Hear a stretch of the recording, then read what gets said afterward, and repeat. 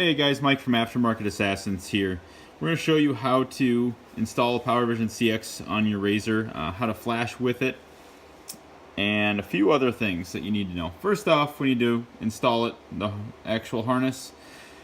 We're going to go up here under the hood. On Razors, this is where your diagnostic port is. Rangers, it can be under the seat. A few other models it'll be around, but most of the time it's up under the hood. We actually got a prototype on here, so don't mind this non-fancy plug. But right here is your dummy plug. This is where your diagnostic port's normally plugged into, so you'll need to unclip it from that, plug it into the cord that comes with the Dynojet, and then if you're going to mount it, you can run it up here. You can remove these two Torx bolts, pop this forward. That'll take your dash panel off, at least make it loose, and then you can route the cable up through, plug it into the side of the Powervision, use the dual lock that came with it to mount it right to the Razor. Really easy. There's nothing that's going to put a hole in your Razor, leave a long-lasting impression, so that's very, very easy to mount. If you're not going to mount it, you don't have to run it like this. You can just flash up on the front of the machine and you'll be fine. So we're going to show you the flash process now, the beginning of it.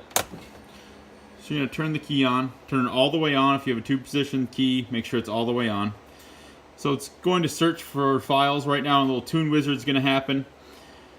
When we send the tuners out, we don't put stock files on them anymore. We make you read your ECU every time, just in case. So it's the right way to do things. Anyways, the top button is going to read the ECM. Those two arrows, you hit this top button, that starts the process. What this said is tune files found, so we know there's compatible tune files that we installed on it. There's just no stock files. So do that, read that out. We're not going to do this process. This vehicle's already been tuned. We're just showing you for instruction purposes. So do that process. Takes about 15 minutes. Make sure you have a decent battery. If not, put a battery charger on it. And then once that completes, you'll turn your key off, turn it back on, and you should be to this screen. Then we're going to go into Flash Tune. So we hit the top button. That brings you to your menu.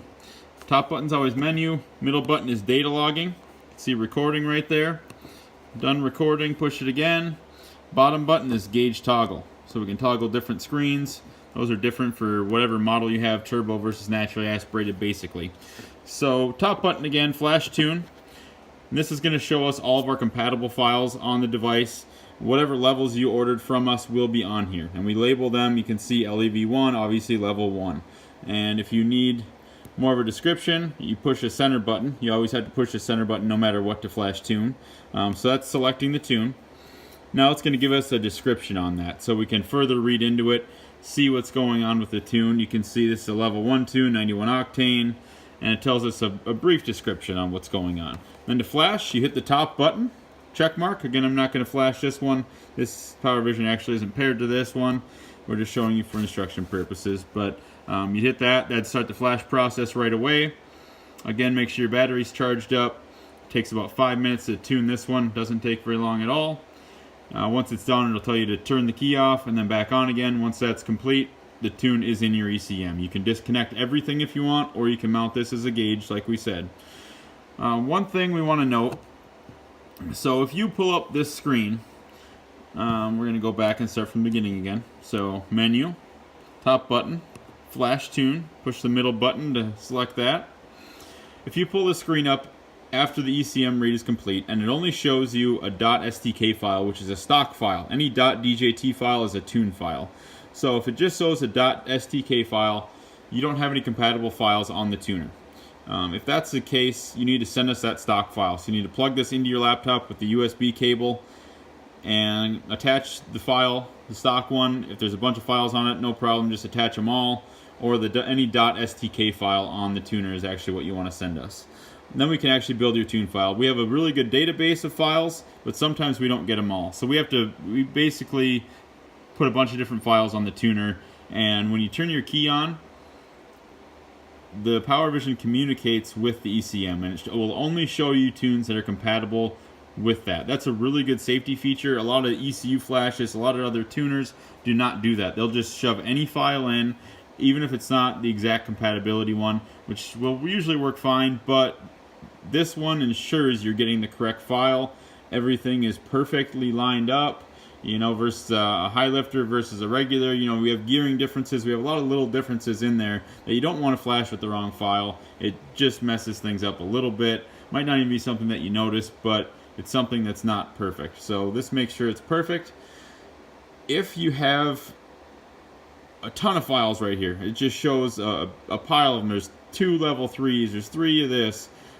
That is a communication error. It's not actually communicating with the ECU to tell it which ones are compatible. And with the key off, sometimes it'll actually show that. If that's happening when the key is on though, and you have 2 of each file or 3 of each file or more than that, you're having a connection issue. And what you want to do, you actually unplug the tuner. I'm going to do this one-handed. And you've got these pins right here that the connection plugs into. And you can actually put your fingernail in there, a little screwdriver, pick, and actually just pry those up a little bit. And what that'll do, it'll get a little better connection. We have a little, once in a while, problem with those connectors hitting solidly, and it'll have a communication error. 90% of the time, bending those will take care of it. If that doesn't take care of it, we've got another issue. Obviously, check your diagnostic port. Make sure there's no dielectric grease on any of these connections. That will block the signal, actually. Use contact cleaner, something to clean out those connections. Make sure everything's really clean up with the diagnostic port. Double check this one again, and just mess with things there. If it's still not communicating, you have an issue, give us a call. We can usually walk through it and figure out what's going on. But usually these tuners work flawless. They work really well. They do things the right way. And we offer some really good custom tunes for them. We know you'll like them. If you have any questions, send us a call, an email, Facebook message, and we'd be happy to help you.